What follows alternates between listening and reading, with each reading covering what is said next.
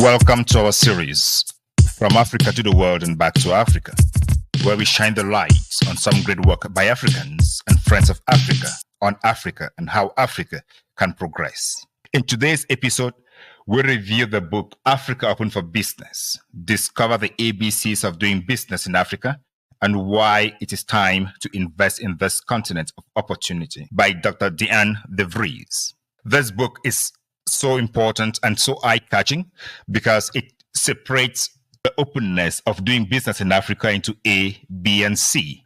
A being appetite, B being bandwidth, and C being capital. I'm interested in this separation because Dr. Diane de Vries takes the time to separate what is needed at what point. The first one on which we are going to delve today is appetite. And when she talks about appetite, she shapes the narrative around what people need to understand as the current situation and what is attracting people to invest in the continent of Africa.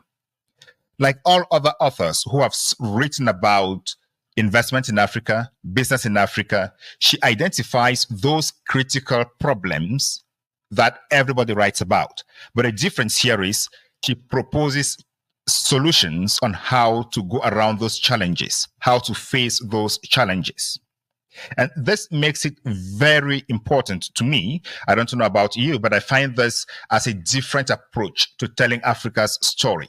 Not telling Africa's story from the perspective of problems, but identifying problems and looking for solutions to those problems. He lived in Africa for over 3 decades and worked in different industries, including manufacturing, transportation, pharmaceuticals, and she's consulted for governments and companies. So this explains why she approaches this from a point of experience, a point of real first-hand knowledge, as opposed to hiring consultants. And she dwells so much about the effects or the consequences of hiring consultants to do your research for you. She advises in this book that to understand what the business environment is in Africa, it's good to actually go down to Africa, do your research, get the data yourself, and analyze it yourself. She doesn't discount the fact that consultants provide important information. She identifies consultants and international organizations that actually provide critical information for work to be done in Africa, who share the data and everything that you will need. But at the end of the day, she uses examples of her stay in Africa that make her approach completely different. Her approach is completely unique. She draws examples from what she has seen. She goes to the local market, sees how people behave. She stands at the borders, see how trans-border technology operates.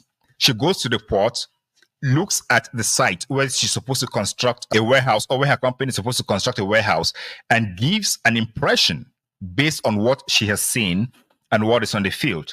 So this approach, in my view, changes the narrative from what we hear on the media all the time, which is sometimes or mostly strictly political and puts emphasis on the problems in Africa. But she proposes solutions on how to go about this. And she says, Africa is a continent with a huge population, and the demographics, the young population, is important for the market. But again, unlike others, she doesn't say Africa is a market for tomorrow. She says Africa is a market for today. And this calls on Africans themselves and African diaspora to reflect on how to take advantage of what is in the market today.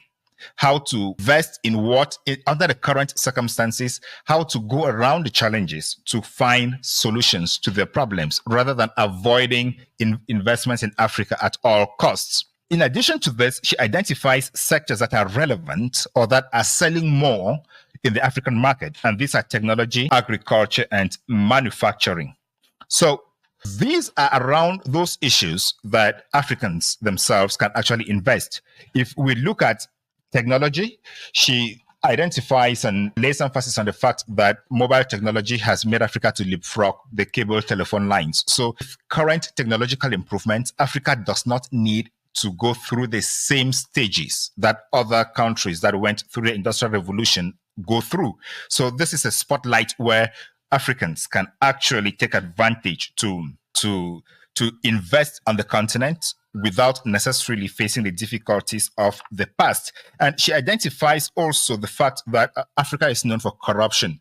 But she strikes a balance here and says that most corruption in Africa is two-way. That there is the public official who is corrupt, and there is a person who is giving the corruption, who is bribing.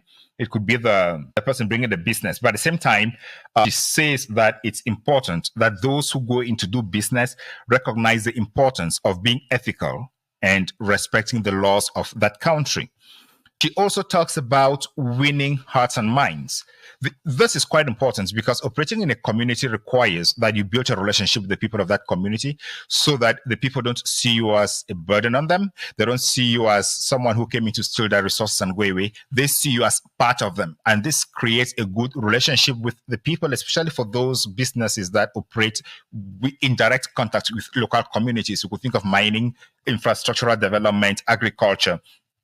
This creates an important relationship. And for technological companies like mobile phone companies, internet suppliers, it's not good to create that impression that you're just ripping from them, taking money from them without giving the resources, without giving them the internet or giving them the phone, giving them the internet or giving them the phone connection that they actually need when they pay you. So these are the kind of conversations that she brings out. And I'm going to be having an interview with her. And in this interview, we're going to go deeper into what she understands by the appetite to invest in Africa, what those challenges are, and how people can actually overcome those challenges, and what role can the diaspora play.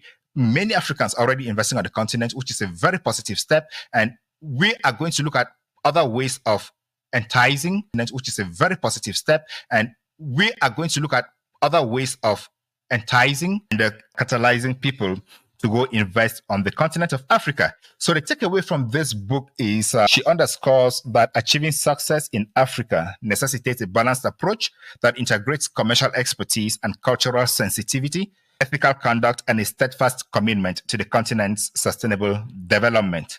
On this, dear listener, I am reminding you all that I'm going to interview Dr. Vries on this her book, and stay tuned.